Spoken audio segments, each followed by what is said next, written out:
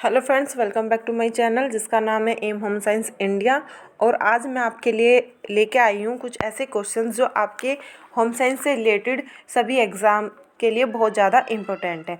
ये क्वेश्चंस आपके UGC net GIC में या यूपी टीजीटी पीजीटी में और आपके DSSB में भी काम आएंगे। और ये जो क्वेश्चंस हैं वो ऐसे क्वेश्चन होंगे जो आपके प्रीवियस ईयर में रिपीट हुए हैं। प्रीवियस ईयर के क्वेश्चन कुछ ऐसे होते हैं कि प्रीवियस ईयर में आए हुए क्वेश्चन होते हैं, लेकिन ये क्वेश्चन ऐसे हैं जो 2 या 3 साल के बाद में रिपीट हुए क्वेश्चन है। तो मैं ऐसे क्वेश्चंस आप लोगों के लिए लेकर आई हूँ, तो आखिरी तक ये वीडियो देखना है, तभी आपको पता चलेगा कि ये कौन कौन से क्वेश्चंस हैं। तो आइए स्टार्ट करते हैं हम। आज का फर्स्ट क्वेश्चन है आपका, भारतवर्ष में परिवार नियोजन कार्यक्रम कब प्रारंभ हुआ था?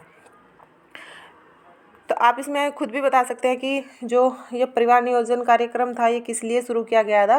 जनसंख्या नियंत्रण करने के लिए इसकी शुरुआत की गई थी, और जो इसकी शुरुआत की गई थी ये की गई थी हमारी 1952 में, 1952 में इसकी हमने शुरुआत की थी हमारी गवर्नमेंट ने। नेक्स्ट क्वेश्चन है आपका, प्रत्येक परिवार की जीवन शैली प्रभावित होती है, यानी कि जो हमारा इंडियन में ये जो हमारी फैमिली है वो हमारे जो जीवन शैली लाइफ स्टाइल है वो किस चीज़ से प्रभावित होता है, इफेक्टिव किस चीज़ से होता है, इसमें पूछा गया है। तो ऑप्शन के अकॉर्डिंग आपको बताना होगा, जीवन दर्शन से, व्यवहार से, अभिवर्ती से, या इनमें से कोई नहीं। जीवन दर्शन का यहाँ पे जो आप सपोज कर सकते हैं कि फिलोसफी ऑफ लाइफ आपसे पूछा जा रहा है, यहाँ आपका व्यवहार बिहेवियर से पूछा जा रहा है, और अभिवर्ती आपका एटीट्यूड से पूछा जा रहा है। तो इनके अकॉर्डिंग आप बता सकते हैं कि जो हमारी जीवन शैली है वो हमारी फिलोसफी ऑफ लाइफ है, ये इसी को इफेक्ट करती है। तो यहाँ पे इसका जो ऑप्शन होगा वो ऑप्शन ए आपका राइट होगा। नेक्स्ट है आपका, निम्न में से कौन सी विशेषता संयुक्त परिवार की नहीं है? आपको पता ही है कि जो हमारी इंडियन फैमिली है वो हमारी 3 तरह की होती है।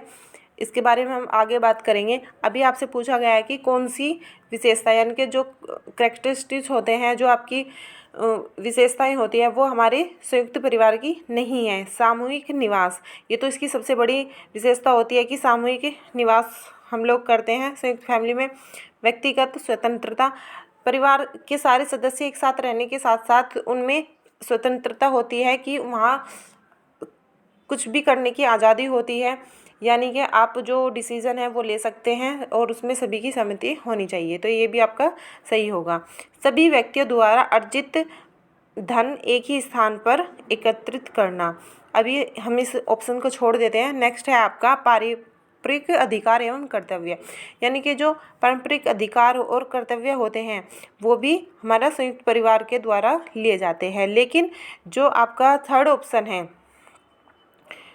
सभी व्यक्तियों द्वारा अर्जित धन एक ही स्थान पर रखा जाता है, ये बिल्कुल गलत होगा। क्योंकि सभी जितने भी फैमिली में जॉब करते हैं या फिर कोई खेती करता है, जो गांव से बिलोंग करते हैं या जो सिटी में रहते हैं, तो वो सब सैलरी अपनी एक जगह नहीं रखते। लेकिन हाँ, जो परिवार में खर्च होता है वो सभी ये लोग सामूहिक रूप से करते हैं। तो इसमें जो आपकी विशेषता नहीं है, इसमें आपका सी ऑप्शन बिल्कुल सही होगा। ठीक है, सी ऑप्शन आपका इसमें सही होगा बिल्कुल।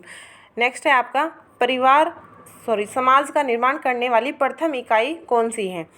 तो जो समाज का निर्माण करती है उनमें पूछा गया है कि कौन सी प्रथम इकाई है, परिवार है, संस्कृति है, समुदाय है, या फिर ये तीनों हैं। ये बहुत ही इजी क्वेश्चन है, तो मैं इसे सीधे सीधे बता देती हूँ कि ये जो प्रथम इकाई से में है वो है आपकी परिवार। ठीक है, नेक्स्ट है आपका, भारतीय परिवारों में विवाह विच्छेद का प्रमुख कारण क्या है? यानी कि जो इंडियन फैमिली होती है उनमें डाइवोर्स क्यों होते हैं, इसका एक मेन जो मकसद बोल सकते हैं आप, या उसका जो कारण है वो रीज़न बोल सकते हैं। रीज़न इसके लिए बहुत सही वर्ड होगा। रीज़न क्या है इसमें बताया गया है आपको, विवाह विच्छेद के कानूनों का सरल होना, क्या जो डाइवोर्स के जो लॉ है वो बहुत ही सिंपल तरीके से हो जाता है, इसलिए यहाँ पे ज़्यादा डाइवोर्स होते हैं। या पढ़ी लिखी जो शिक्षित जो वाइफ होती है उसकी वजह से, ये जो महिलाएं हैं वो कामकाजी होती है, या फिर एक दूसरे की जो कमियां होती है उन कमियों को सबके सामने, एक दूसरे की कमियों को सबके सामने हम रख देते हैं कि हाँ, हस्बैंड में ये कमी है और वाइफ में ये कमी है। हस्बैंड वाइफ एक दूसरे में कमियां निकालते हैं दूसरों के सामने, ये इसका सबसे बड़ा मुद्दा है। तो इसमें यही ऑप्शन आपका राइट है बिल्कुल, क्योंकि जो हस्बैंड वाइफ होते हैं वो अपनी कमियों को, अगर एक दूसरे की कमियों को सबके सामने ना बताकर आपस में ही शेयर करें तो शायद उनका डाइवोर्स ना हो। ठीक है, तो नेक्स्ट क्वेश्चन है आपका, पारिवारिक जीवन चक्र की अंतिम अवस्था क्या है? यानी कि जो हमारा एक आप बोल सकते हो फैमिली लाइफ सर्कल होता है, उसमें लाइफ सर्कल में 6 से 7 स्टेज दी गई होती है और इसमें पूछी गई है कि अंतिम अवस्था आपकी कौन सी है? खाली घोंसला, प्रसन्न घर, अमीर घर, पूर्ण घोंसला। यहाँ पे मैं आपको बताना चाहूँगी ये जो स्टेज पूछी गई है वो आपका वेल्स और गोबर के अनुसार पूछी गई है, क्योंकि जो अलग अलग जो हमारे कह सकते हैं कि जो विशेषज्ञ होते हैं, तो विशेषज्ञ सबने अपनी अपनी डेफिनेशन के अकॉर्डिंग अपनी स्टेज बताई है और ये जो स्टेज यहाँ पे पूछी गई है ये वेल्स और गोबर के अनुसार पूछी गई है। ये क्वेश्चन आपका 2 से 3 बार रिपीट हो चुका है, तो ये आपके लिए बहुत ज़्यादा इम्पोर्टेंट बनता है, बहुत ज़्यादा इम्पोर्टेंट है ये। ठीक है, इम्पोर्टेंट है, इसको आप स्टार भी दे सकते हैं, स्टार क्वेश्चन है एकदम ये।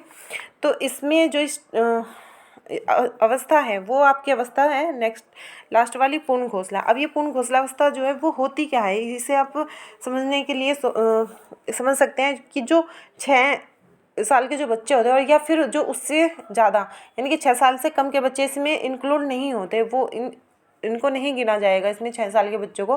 लेकिन जो 6 साल से ऊपर के बच्चे होते हैं और वो जो युवाओं के साथ में रहते हैं, यानी कि युवा के साथ में रहते हैं, उसी को हम कहते हैं पूर्ण घोंसला। अब आप कहेंगे पूर्ण घोंसला तो इसे कहते हैं, लेकिन फिर खाली घोंसला किसे कहेंगे?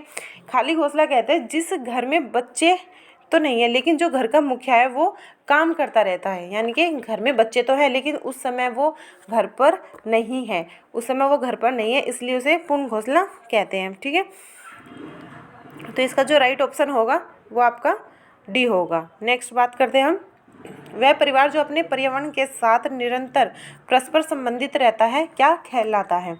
यानी कि इसमें पूछा गया आपका जो फैमिली है वो अपना परिवार के साथ निरंतर संबंधित रहती है, संबंधित रहना यानी कि कांटेक्ट में रहती है, चाहे वो कहीं पर भी हो, तो ऐसी अवस्था को आप क्या कहेंगे? ऐसी अवस्था को आप क्या कहेंगे? इसमें आपका जो ऑप्शन है वो है आपका खुली प्रणाली, इसमें आप खुली प्रणाली से कह सकते हैं। नेक्स्ट है आपका, ये क्वेश्चन बहुत इजी है लेकिन जब हम करते हैं एग्ज़ाम में तो एग्ज़ाम का जो प्रेशर होता है वो इतना ज़्यादा होता है कि हम सही क्वेश्चन को भी रॉन्ग कर देते हैं, तो इसलिए हल्के क्वेश्चन को भी देखना बहुत ज़रूरी होता है। कभी कभी हम क्या करते हैं कि हम बहुत ज़्यादा डिटेल में पढ़ते हैं लेकिन जो ऊपरी ऊपरी वाली जो चीज़ें होती है, नॉर्मल चीज़ें, हम उन्हें नहीं पढ़ते और वही ज़्यादातर एग्ज़ाम में वही पूछी जाती है। आपका माइंड ऑफ कॉन्सेंस वहाँ पे देखा जाता है कि आप प्रेजेंट टाइम में क्या सोच रहे हैं, क्या करें। तो नेक्स्ट क्वेश्चन है आपका, on the basis of structure family is over, यानी कि जो हमारा फैमिली है उसकी जो संरचना है वो कितने प्रकार की होती है? तो कितने प्रकार की होती है हमारी संरचना? 3 प्रकार की होती है। 3 प्रकार की कैसे होती है? एक तो हमारी संयुक्त होती है, एक हमारी एकांकी होती है और एक हमारी विस्तृत होती है। तो ये 3 प्रकार की होती है। तीनों प्रकार की जो फैमिली स्ट्रक्चर है वो मैं आपको जब डिटेल वाला कंटेक्ट कराऊंगी तो मैं वहाँ पे बताऊंगी। ठीक है, और साथ ही अगर आप ज़्यादा से ज़्यादा तैयारी करना चाहते हैं तो आप मेरे टेलीग्राम चैनल से भी जुड़ सकते हैं जिसका नाम है होम साइंस विद सोनिया। ठीक है, उसमें मेरा डिस्कशन ग्रुप भी है, वहाँ पे डेली क्विज होती है, वो भी आप ज्वाइन कर सकते हैं। नेक्स्ट क्वेश्चन है आपका, घरेलू हिंसा का लक्षण है। तो घरेलू हिंसा डोमेस्टिक वायलेंस क्या होती है, जिसमें ये ज़रूरी नहीं है कि सिर्फ औरतों के साथ ही घरेलू हिंसा हो, वो किसी के साथ भी हो सकती है। ठीक है, बच्चे के साथ भी हो सकती है, एक आदमी के पुरुष के साथ भी हो सकती है। तो घरेलू हिंसा दोनों के साथ होती है, मेल फीमेल दोनों के साथ होती है। तो इसके अंदर जो इसके लक्षण होते हैं वो क्या क्या होते हैं वो इसमें पूछा गया है। शारीरिक प्रताड़ना, मानसिक प्रताड़ना या गाली देना या उपयुक्त शरीर। घरेलू हिंसा के अंदर जो आता है वो आता है यदि आपको शारीरिक रूप से या मानसिक रूप से कोई भी व्यक्ति परेशान करता है, टॉर्चर करता है, तो वो सब घरेलू हिंसा के अंदर आता है। ठीक है, ये एक्ट हमारा 2005 में बना था। तो इसमें जो आपका ऑप्शन है वो आपका डी बिल्कुल सही होगा, तीनों इसमें सही है। नेक्स्ट है आपका, पारिवारिक स्तर को प्रभावित करने वाला कारक कौन सा है? पारिवारिक स्तर को प्रभावित करने वाला कारक कौन सा है? जो स्ट्रक्चर होता है, जो लेवल होता है हमारा फैमिली लेवल, उसको इफेक्टिव कौन करता है? प्राप्त साधन की कीमत, आधारभूत उद्देश्य में मूल्य, स्तर की सामाजिक स्तर पर स्वीकृति या उपयुक्त सभी। तो इसमें जो आपका ऑप्शन डी है ये आपका बिल्कुल सही है। ठीक है, डी ऑप्शन आपका इसमें सही है।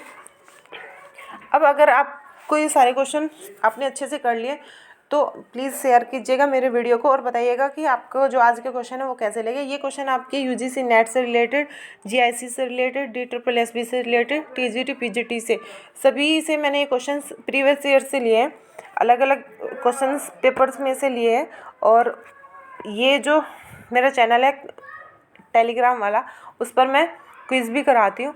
तो आपको अगर ज़्यादा से ज़्यादा तैयारी करनी है तो आप वहाँ भी मेरे से जुड़ सकते हैं। मेरे यूट्यूब चैनल को भी सब्सक्राइब करिए, क्योंकि जो मैं वीडियो बनाती हूँ सबसे पहले मैं अपना यूट्यूब पर शेयर करती हूँ, उसके बाद मैं टेलीग्राम पर करती हूँ। तो ज़्यादा से ज़्यादा इन्फॉर्मेशन अगर चाहिए तो टेलीग्राम से जुड़ें। जय हिंद, जय भारत।